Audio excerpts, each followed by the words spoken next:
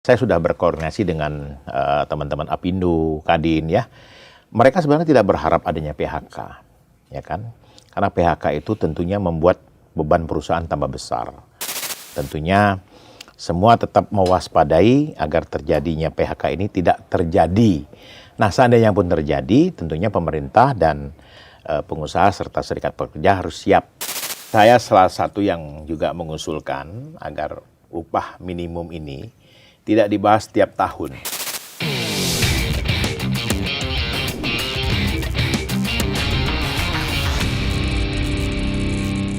Halo Sobat Tanyus, kembali lagi di Bikin Terang bersama saya Diandra Mukni. Dan saya Wiki Adrian.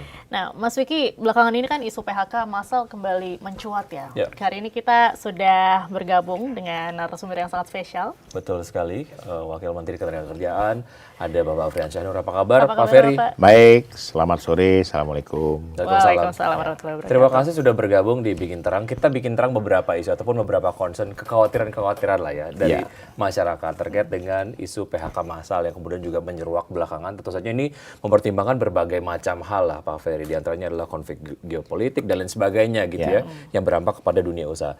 Dari sudut pandang pemerintah, sebetulnya seberapa serius sih isu ini kemudian nantinya juga akan disikapi dengan strategi apa gitu?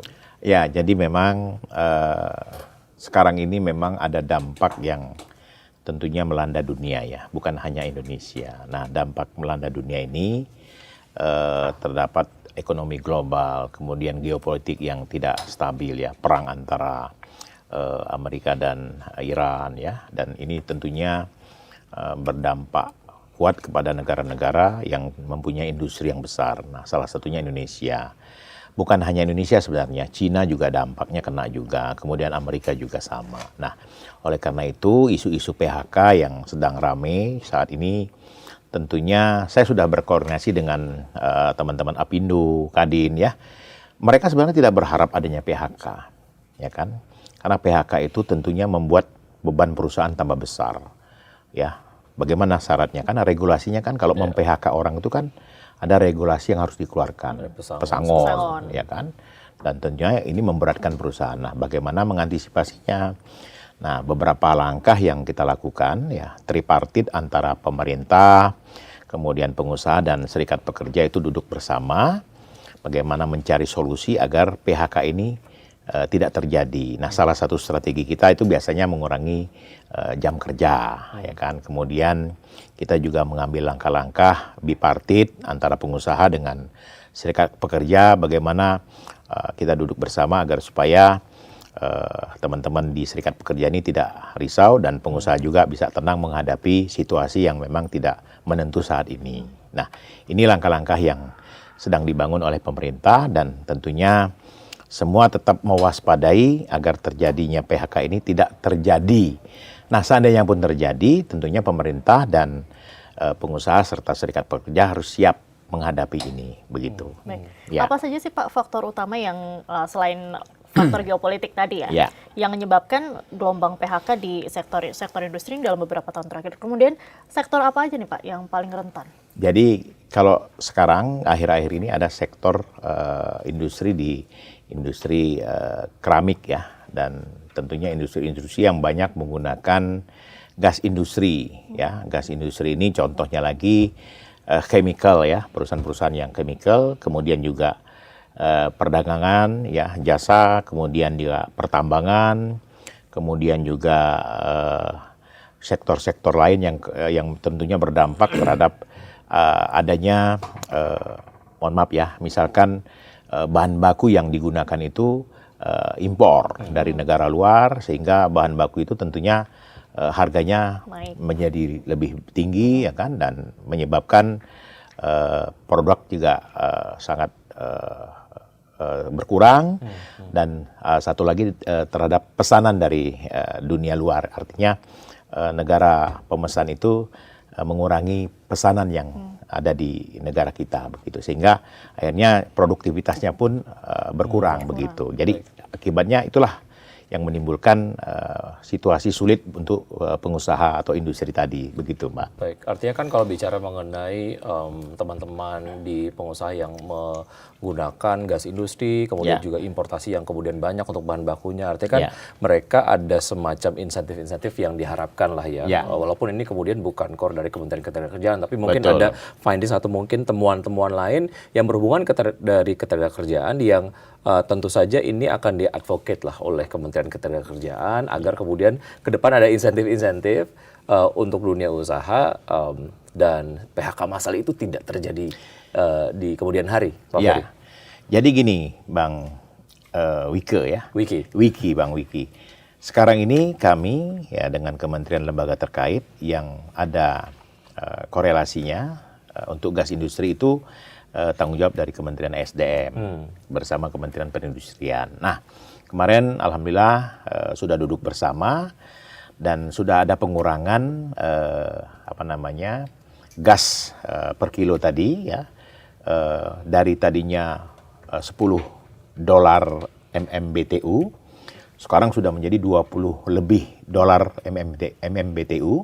Sekarang sudah disepakati harga itu sudah dipatok dengan $13 MMBTU. Jadi pemerintah responnya sangat positif.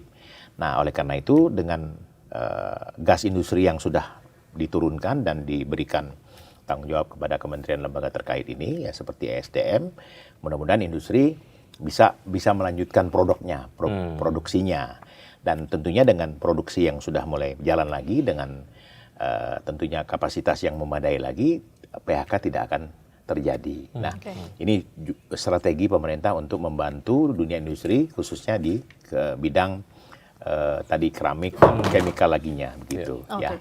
Begitu. Nah, ketika amit-amitnya nih Pak pekerja terkena PHK gitu, apa saja nih perlindungan yang sebenarnya dijamin oleh negara tapi banyak pekerja ini tidak tahu? Jadi gini, sebenarnya perlindungan itu sudah ada dalam regulasi kita ya di Undang-Undang Ketenagakerjaan, Undang-Undang Nomor 13 tahun 2003 kalau nggak salah ya. Jadi ini sudah diatur soal jaminan sosialnya, kemudian jaminan-jaminan yang tentunya ada kalau di PHK kena apa yang harus dilakukan oleh pemerintah atau perusahaan tadi ya kan.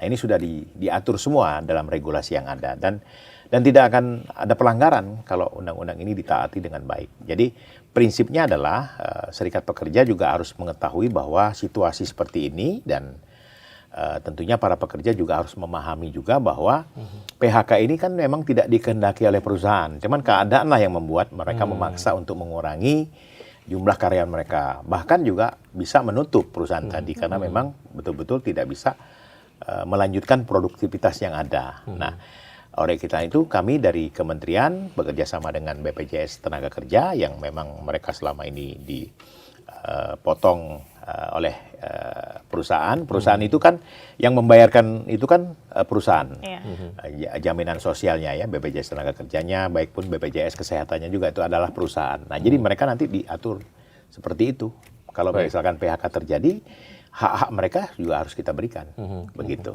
Yang menarik adalah terkait dengan bagaimana sebetulnya menjaga keberlangsungan dari dunia usaha di Indonesia untuk kemudian dapat terus beroperasi dan juga serapan tenaga kerjanya juga dapat terjaga maksimal.